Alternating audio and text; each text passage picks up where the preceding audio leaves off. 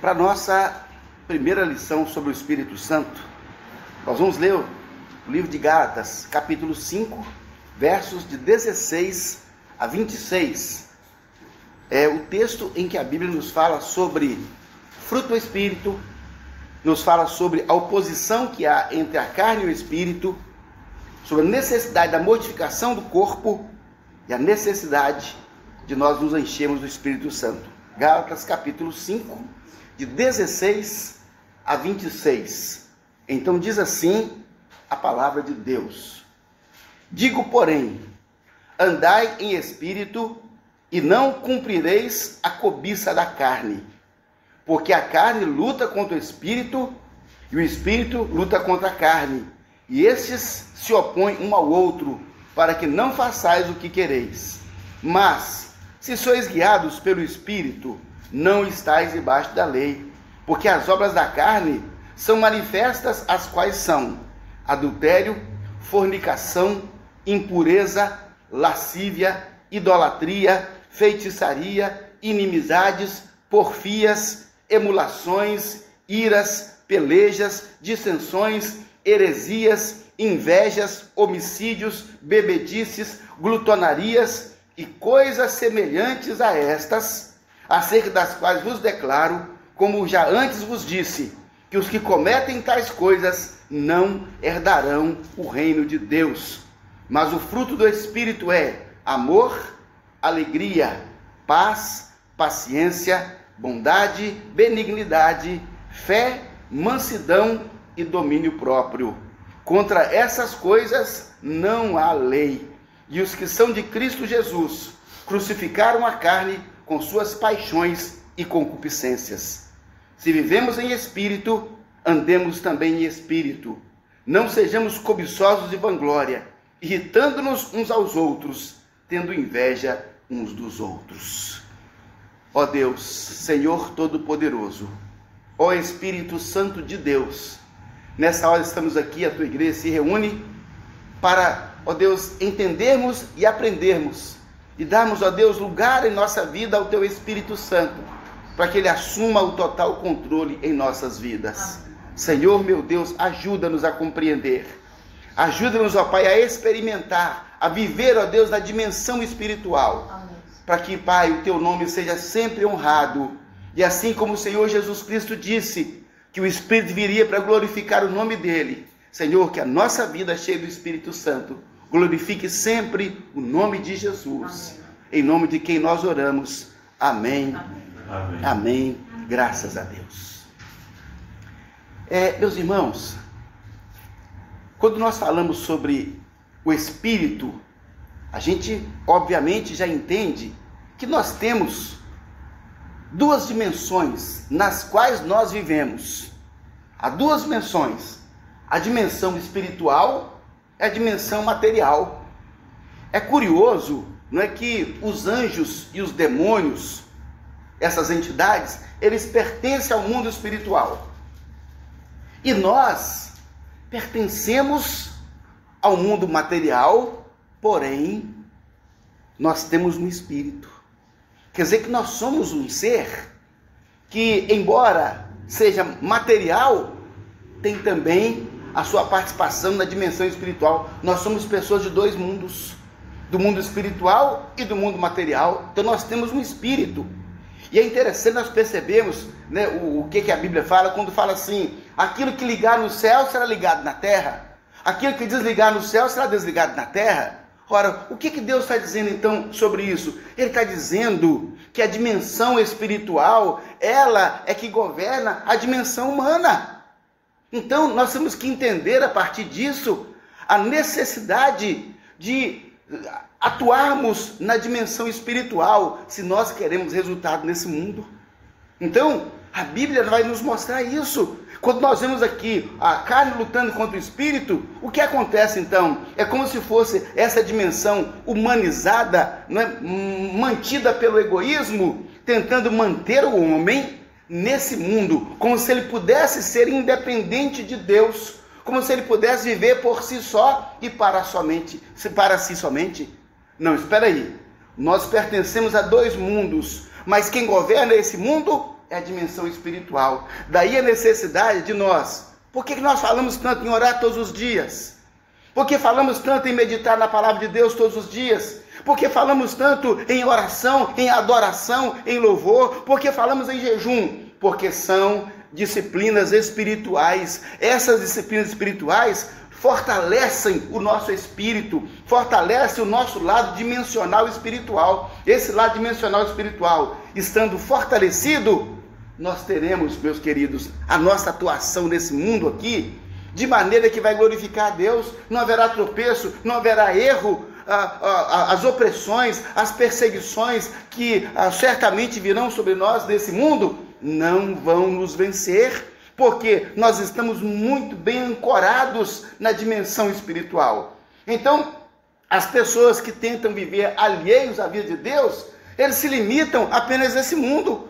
E o apóstolo Paulo falou o seguinte: se a nossa esperança está apenas neste mundo, somos os mais miseráveis de todos os homens. Não, mãe, não é aqui. Para muitas pessoas, começa aqui e termina aqui. Esse é o miserável a quem Paulo se referiu. Mas a nossa vida, ela não começa aqui. A própria concepção do feto, na hora que o espermatozoide fecunda o óvulo, meus irmãos, naquela hora nasce um espírito, porque Deus criou o homem com poder criador, ou seja, Ele colocou isso em nós. Então um espírito novo é gerado naquele momento. Quer dizer que nós, antes de nascermos, nós passamos a existir como espírito, como entidade. Quer dizer então que cada feto, cada óvulo fecundado, ali então já existe um espírito, já é uma pessoa, Por isso então que nós temos que não podemos aceitar a doutrina do aborto, em que as pessoas pensam que pode gerenciar esse mundo como se fosse dono disso. Não somos donos da vida, não somos donos do espírito, não somos donos. Então, nós temos que entender essa dimensão espiritual. E o que acontece muitas vezes é que o desconhecimento, Jesus falou, né, lá em Mateus, falou: olha, errais não conhecendo as Escrituras e nem o poder de Deus. Então, daí é necessário nós entendermos essa questão espiritual, para que a nossa vida seja uma vida bem-sucedida. E o que é uma vida bem-sucedida? É aquela vida em conformidade com a vontade de Deus, com a palavra de Deus. Isso é uma vida bem-sucedida. Fora disso, gente, não tem sucesso. Fora disso, não tem êxito. Então, é um ajustamento com Deus, é uma vida voltada à dimensão espiritual.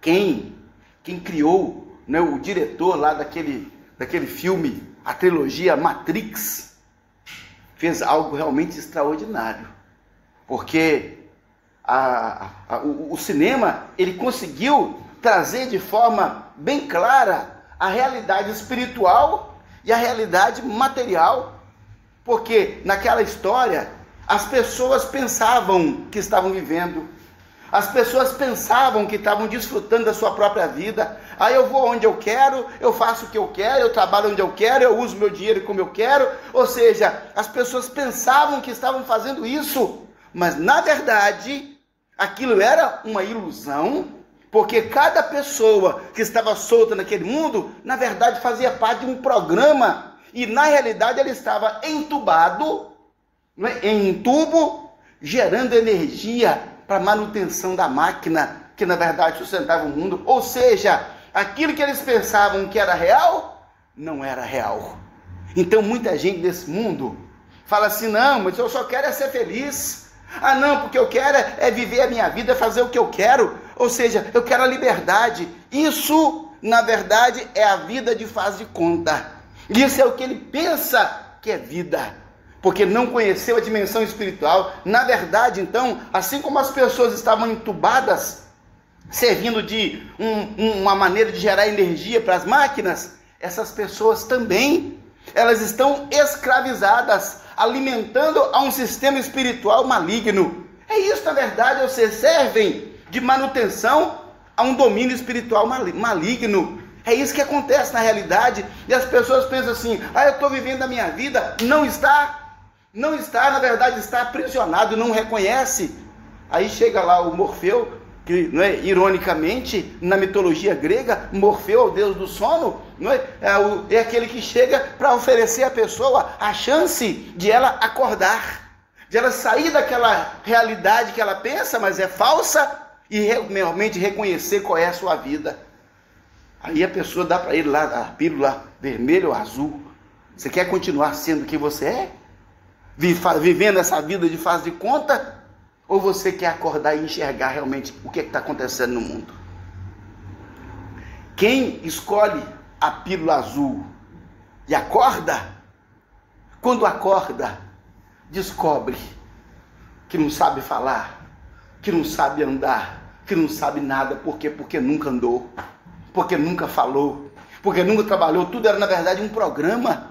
Então, queridos, quando nós acordamos, ou seja, quando é que alguém acorda? Quando essa pessoa entrega a sua vida a Jesus Cristo, ela de fato acorda, ela desperta para o mundo espiritual, passa a enxergar a realidade. Aí ele vai entender então que a vida que pensava que tinha, ele não tinha, aquilo na falsidade. Eu tenho que começar então agora, meu Deus, a aprender tudo de novo. Por isso que nós falamos de nascer de novo, por isso nós falamos de crianças, por isso nós falamos em engatinhar. Pessoa que nasceu em Cristo é uma criança, vai começar a engatinhar, ou seja, vai começar a aprender de fato o que é a vida. O apóstolo Paulo, embora fosse um fariseu, educado aos pés de Gamaliel, quando ele se converteu, foi o dia que ele acordou, que Jesus se manifestou para ele na estrada de Damasco, e ele teve aquele momento de 3 dias de cegueira.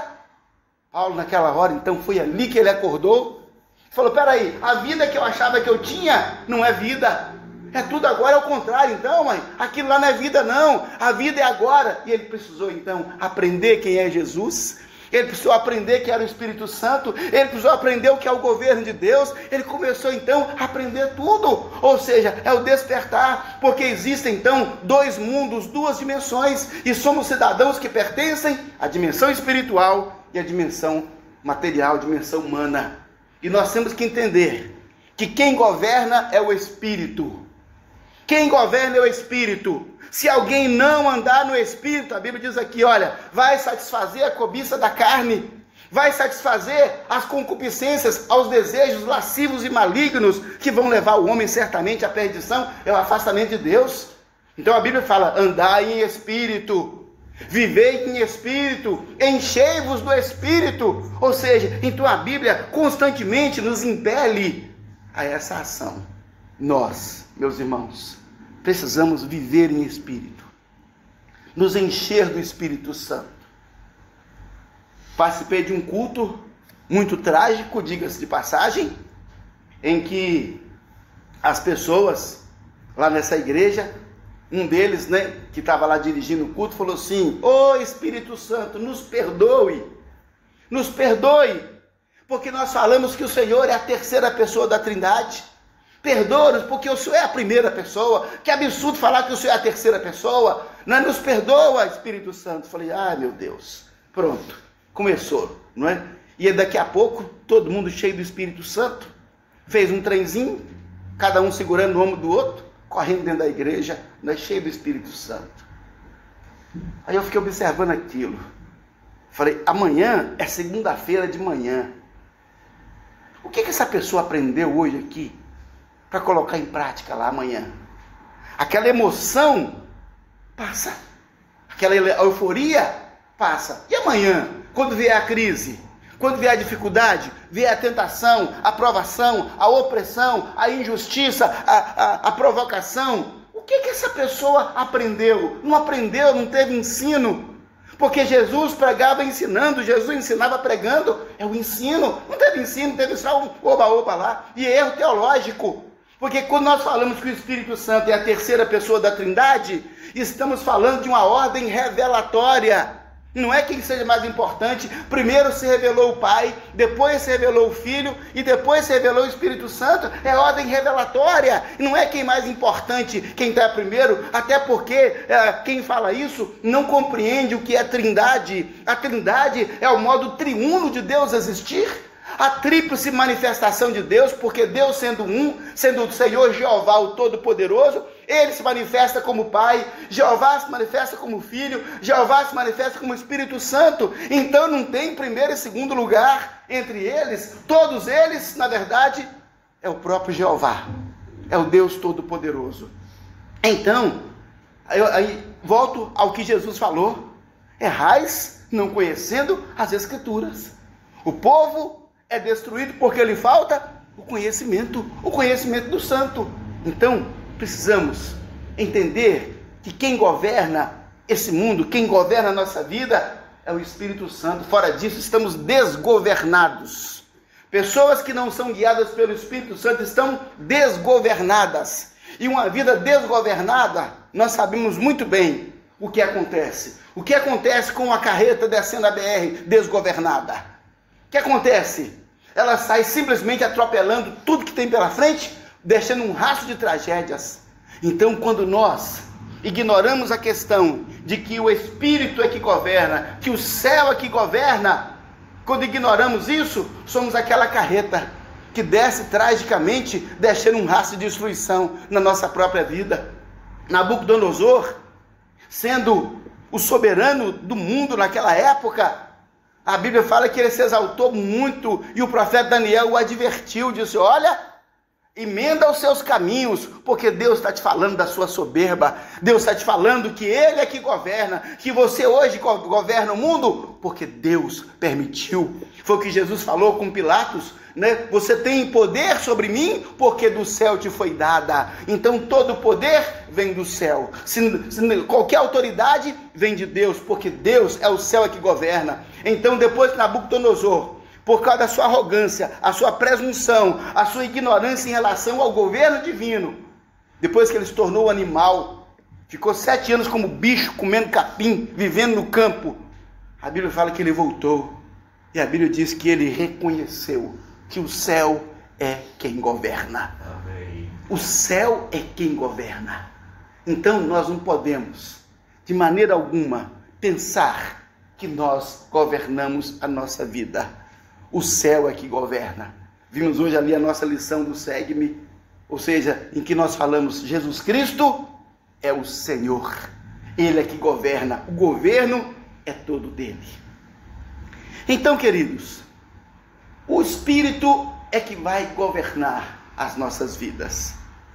João Batista, lá no Evangelho de Lucas, a Bíblia conta que João Batista estava batizando as pessoas que vinham a ele, como precursor de Jesus.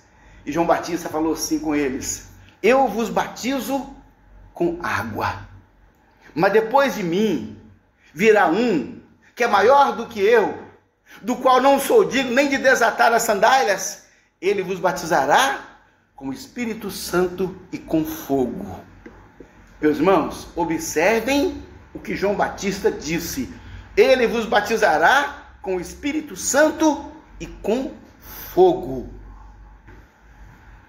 Depois disso, Jesus, lá no Evangelho de João, conversando com os discípulos, orientando os discípulos, ensinando os discípulos, falando sobre a partida dele. Então Jesus, ele disse: olha, virá o Consolador. Eu prometo para vocês que virá o Consolador, o Espírito da verdade que o mundo não conheceu. Mas é necessário que eu vá para que ele venha.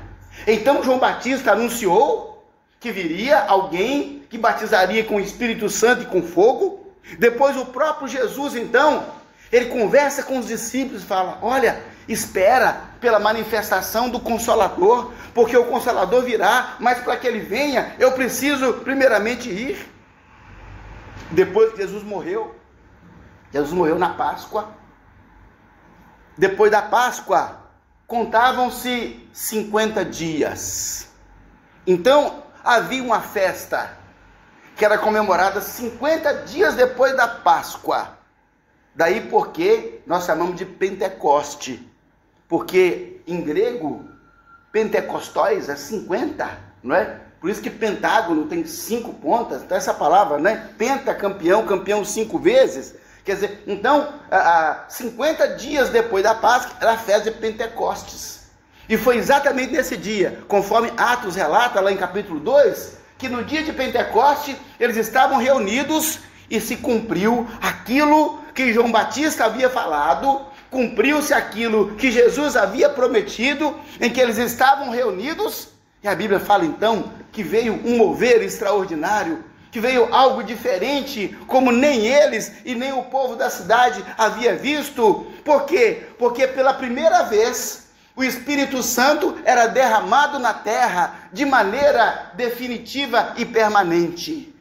Definitiva e permanente, porque o Espírito Santo, ele atuava até o dia de Pentecoste em missões específicas. A Bíblia fala assim: e veio o Espírito sobre ele e fez isso, aquilo, outro. E veio o Espírito sobre ele, porque eram ações pontuais. Agora não.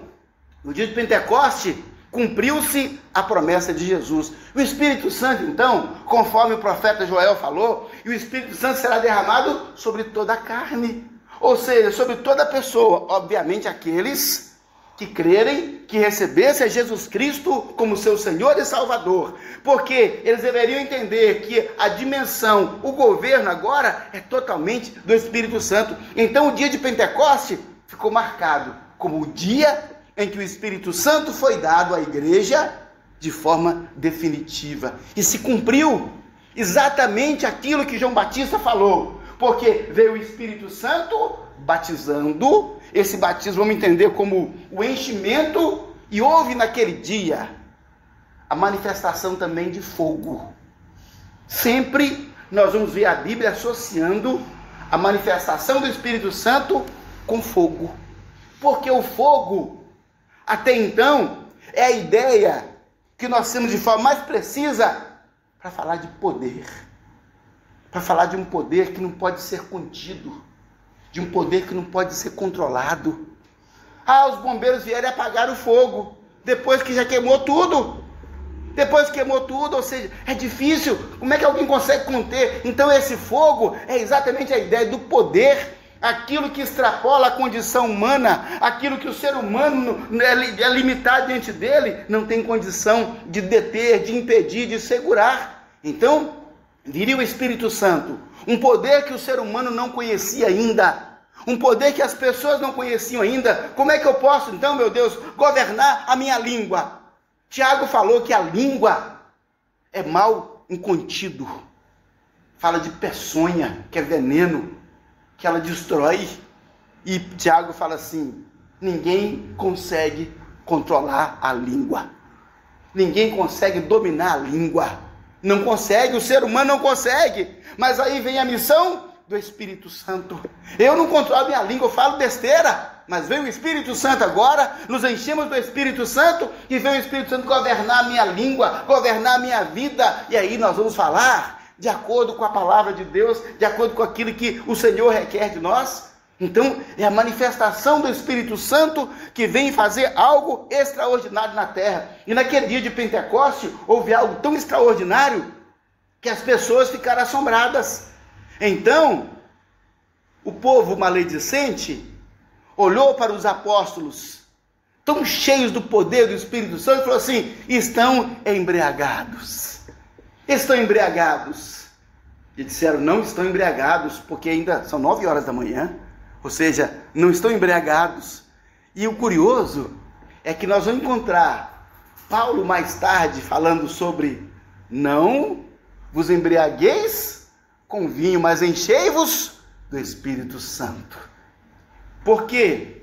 Nós associamos então, não embriagueis com vinho, mas enchei-vos do Espírito Santo, com aquele dia lá do Pentecoste que falaram: estão embriagados, mas não, eles estavam cheios do Espírito Santo. Porque quando o Espírito Santo vem, é como se a pessoa então, ela não se controlasse, ela falasse, ela agisse, ela fazia aquilo que ela não tem coragem de fazer. É assim. Ou seja, nós precisamos testemunhar, nós precisamos falar do amor de Deus, precisamos agir por alguém. Mas eu sou tão tímido, mas eu tenho tanta vergonha, mas eu fico preocupado se essa pessoa vai me aceitar ou não. Mas quando nós estamos cheios do Espírito Santo, é Ele que controla, Ele que governa, e aquela pessoa se torna ousada, ela se torna quase uma atrevida, ela não tem medo, ela não tem receio, ela vai adiante, porque é governada pelo Espírito Santo. A semelhança com a embriaguez é quando a pessoa está bêbada, quando a pessoa bebeu, ela também não governa a vida dela, mas só faz bobagem. Tem coragem para fazer bobagem, tem ousadia para fazer o que não deve. Ou seja, é exatamente é inversamente proporcional. É uma coragem para fazer bobagem, mas com o Espírito Santo é uma coragem para cumprir o nosso papel como testemunhas de Deus, como testemunha de Jesus Cristo. Daí a necessidade de nós entendermos que o céu, que o Espírito é que governa. A nossa vida então vai ser uma vida ajustada com a vontade de Deus. A Bíblia fala, Paulo explicando, gente, Paulo é o teólogo que explica a Bíblia, explica o Velho Testamento, explica os Evangelhos. Paulo vem explicando, trazendo de forma prática, e Paulo então fala, olha, quando você se converte, quando você ouve a palavra da salvação, e crê em Jesus Cristo, ele diz, olha, nessa hora nós somos selados com o Espírito Santo da promessa, como um penhor, como uma garantia de que nós somos propriedade de Deus e de que Ele vai nos redimir. Interessante que a Bíblia usa a palavra penhor. Penhor é garantia. O Espírito Santo em mim é a garantia de que eu sou de Deus. O Espírito Santo em mim é a garantia de que o Senhor virá me buscar. O Espírito Santo em mim é a garantia de que o meu nome está escrito no livro da vida. O Espírito Santo em mim é a garantia de que eu não serei confundido com os filhos das trevas, de que nós não seremos confundidos com pessoas comuns. É o Espírito Santo, é o penhor, é a garantia de que nós somos de Deus. Essa é a realidade, nós somos de Deus, porque nós temos o Espírito de Deus em nós. Olha só, então Ele vem e habita em nós. Quer dizer que a partir do momento que entregamos a vida a Jesus Cristo, Ele se torna o nosso Senhor e a nossa vida se torna templo do Espírito Santo. Daí a Bíblia fala, opa, não sabeis que não sois de vós mesmos? Paulo fala isso. Você sabia que você não é de você mesmo? Você sabia que a sua vida não é sua mesma? Você sabia disso? Por quê? Porque agora, a esse corpo que nós temos, ele é templo do Espírito Santo. E a Bíblia, então, Paulo fala aos Coríntios, dizendo, olha, esse corpo, ele agora é para glorificar a Deus. Glorificai a Deus por meio do seu corpo. Porque Paulo já disse, olha, eu estou crucificado com Cristo. Vivo não mais eu, mas Cristo vive em mim. E a vida que tem agora na carne, viva na fé, no Filho de Deus, que se entregou por mim. Essa é a dimensão do governo espiritual. Tudo que somos, tudo que temos, tudo que fazemos é dele, por ele e para ele. Esse é o entendimento do governo do Espírito na vida do homem. Nós precisamos entender isso, porque se nós não entendemos isso, nós achamos que nós podemos pedir licença para fazer a nossa própria vontade, pedir licença para sair da linha. Não, espera aí, a partir desse momento agora, eu tenho um compromisso com o Senhor Jesus, e esse corpo aqui, olha, agora é dele, e nós temos que ter consciência disso, porque o Espírito Santo, ele não é um violador, ele não é um violador. O Espírito Santo é aquele que fala, olha, é eu que governo. Mas espera aí, Espírito Santo, então tá, é o Senhor que governa, eu preciso me refrear para que o Espírito Santo haja em nós. Então a Bíblia fala, quando nós cremos, nós somos selados com o Espírito Santo. Amém. Entenda agora duas coisas: batismo com o Espírito Santo e batismo com fogo. Quando nós entregamos a nossa vida a Jesus Cristo para ser o nosso Senhor e Salvador, nós somos batizados com o Espírito Santo. O curioso aqui, gente, é que com os apóstolos, esses dois momentos aconteceram juntos. Porque quando Jesus falou com Pedro, com Tiago, com João, com André, com Felipe, segue-me.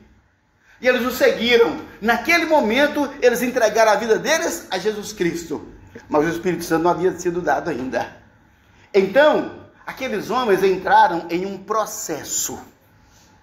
Os discípulos e aqueles outros entraram num processo. Qual processo, hein? Num processo de conhecimento de Deus, num processo de andar com Jesus, de conviver com Jesus, de aprender com Jesus, de fazer a vontade de Jesus. Entrar nesse processo. Quer dizer então que quando nós entregamos nossa vida a Jesus Cristo como nosso Senhor e Salvador, nós iniciamos o processo de andar com Jesus, de aprender a palavra de Jesus, de fazer a vontade de Jesus, de aceitar o governo de Jesus. Ou seja, nós fazemos aquele papel que os discípulos fizeram ao longo da jornada deles com Jesus. Ao final daqueles 3 anos que eles estiveram com Jesus, veio então o Pentecoste. Ou seja, aquele processo foi coroado com o fogo. Agora receberam o fogo.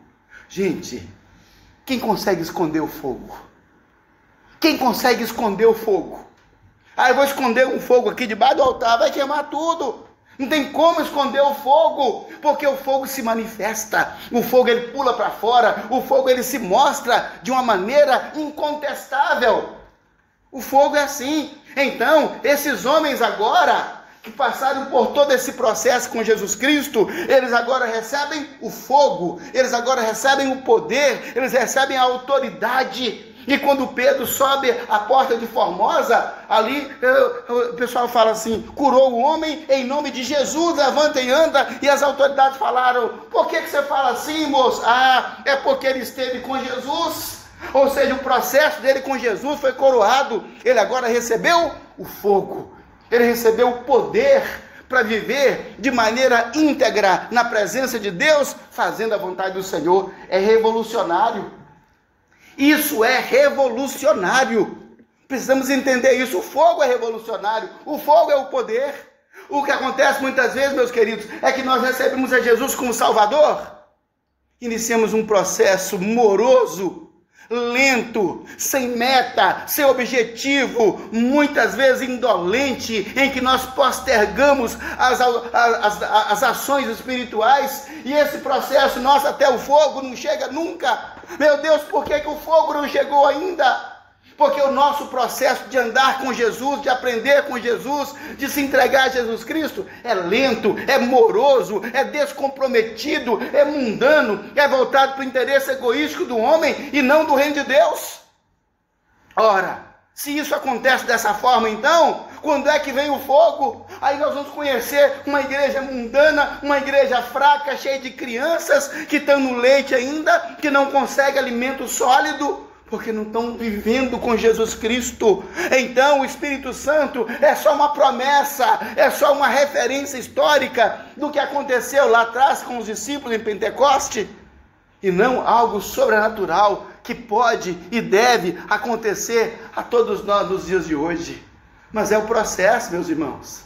É o entendimento de que o Espírito é que governa. Então, se nós não nos rendemos ao Espírito Santo de forma plena, de forma inteira, nós vamos passar uma existência inteira no processo sem conhecer o fogo, sem conhecer o poder do Espírito Santo, sem conhecer algo que extrapola essa condição humana e faz de nós pessoas extraordinárias, faz de nós crentes extraordinários. Precisamos então nos entregar. Precisamos entregar aqueles homens. Eles se entregaram plenamente. Por isso eles conseguiram experimentar o poder. Por isso eles experimentaram o fogo. Ele vos batizará com o Espírito Santo e com fogo. Então, o processo, quando entregamos a vida a Jesus, recebeu o Espírito Santo, e ele agora fala, vamos gente, conhece Jesus Cristo, anda com Jesus Cristo, glorifica Jesus Cristo, pratica disciplina espiritual, aprenda a louvar e adorar a Deus todos os dias, aprenda a passar tempo de oração com Deus, aprenda a meditar na palavra de Deus, aprenda a mortificar o seu corpo por meio do jejum para fortalecer o espírito, aprenda isso. Mas nós somos tão letárgicos, tão indolentes nesse processo. O fogo é só uma referência bíblica lá no fim do caminho, lá no final do túnel, e muitas pessoas morrem em Cristo sem conhecer o fogo. Muita gente morre em Cristo como um cristão salvo, mas não conheceu o poder.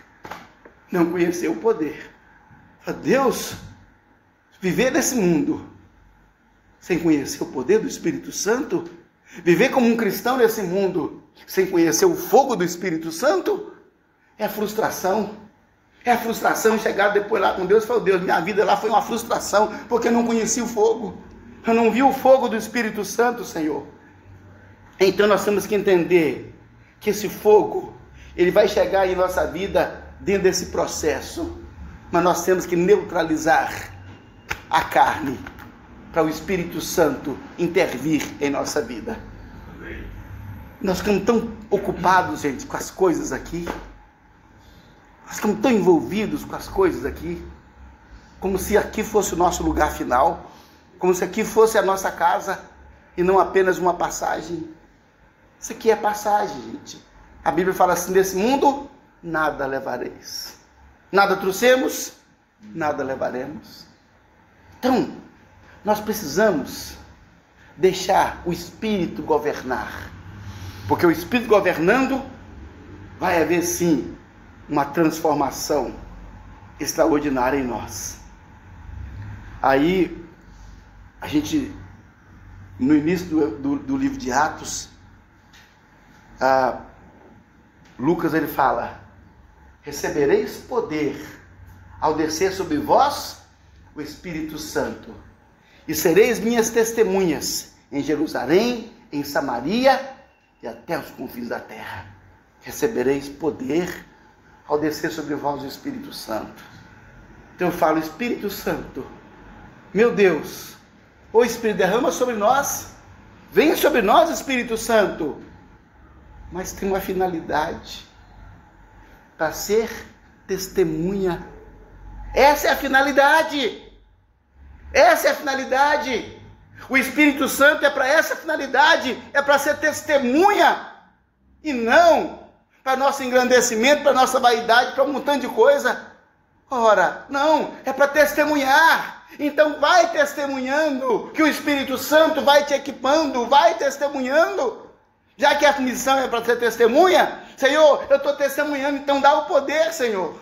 Dá o poder, derrama o poder, para que a nossa vida seja uma vida extraordinária, para a glória do Senhor Deus. Amém. Precisamos de poder para agir e viver de forma revolucionária.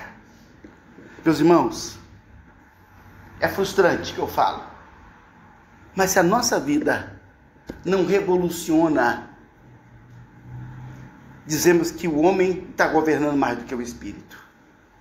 Se a nossa vida não revoluciona o lugar que nós estamos, o lugar que nós vivemos, as pessoas com quem convivemos, a nossa vida não revoluciona, não impacta essas pessoas com um testemunho de quem é Deus, do governo de Deus. Ah, meus queridos, vou dizer: Senhor, o homem ainda que está governando, mas nós precisamos mudar essa dimensão, reconhecendo que o céu governa e que nós precisamos nos encher do Espírito Santo. Enchei-vos do Espírito. Tem mais crente buscando esse texto para falar: ah lá, eu posso beber, não pode embriagar. Tem tanto crente usando esse texto para beber, mas não vi ainda alguém falando desse texto para ser cheio do Espírito Santo. Quem argumenta aí é por causa da bebida. Não, ela está falando que não pode embriagar. Não, fala do Espírito Santo. Não fala. Por quê? Porque é o homem que governa. Porque quer entregar é as paixões, é a luxúria, é o prazer da carne, é a embriaguez. Não vos embriagueis com vinho, enchei-vos do Espírito. Porque olha o que aconteceu lá em Pentecoste. Acharam que eles estavam com vinho, mas estavam com o Espírito Santo. Isso é que fez toda a diferença na vida deles e vai fazer diferença em nossas vidas também. Amém. Vamos ter um pequeno momento de oração.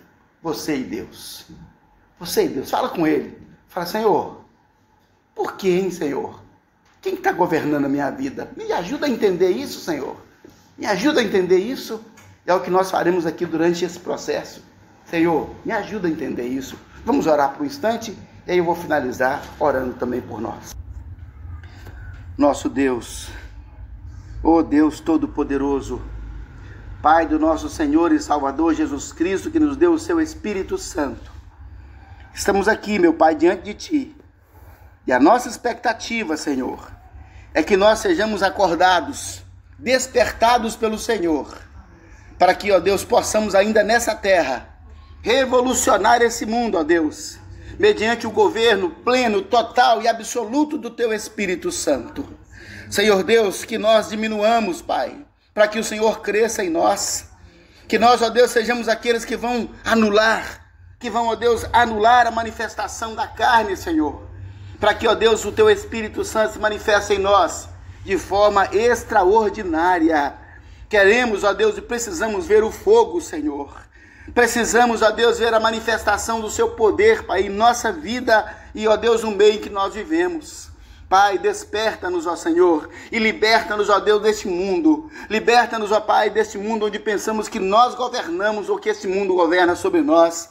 Mas ajuda-nos, ó Deus, a viver aqui, sabendo que o céu é quem governa, que o Senhor é quem governa, que o teu Espírito Santo é quem governa. Senhor, perdoa-nos, porque tantas vezes perdemos essa visão e, ó Deus, passamos a viver na mediocridade de uma pessoa comum.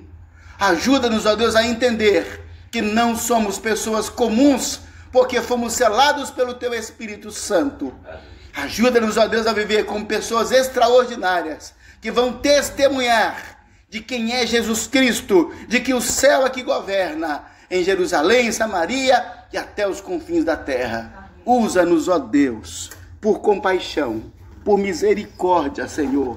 Perdoa-nos, ó Deus, pela nossa ignorância, pela nossa indolência, e dá-nos o seu poder, Pai, para que todos saibam que Jesus Cristo é o Senhor, para que todo joelho se dobre e toda língua confesse que Jesus Cristo é o Senhor, para a glória de Deus Pai Todo-Poderoso. Amém. Amém.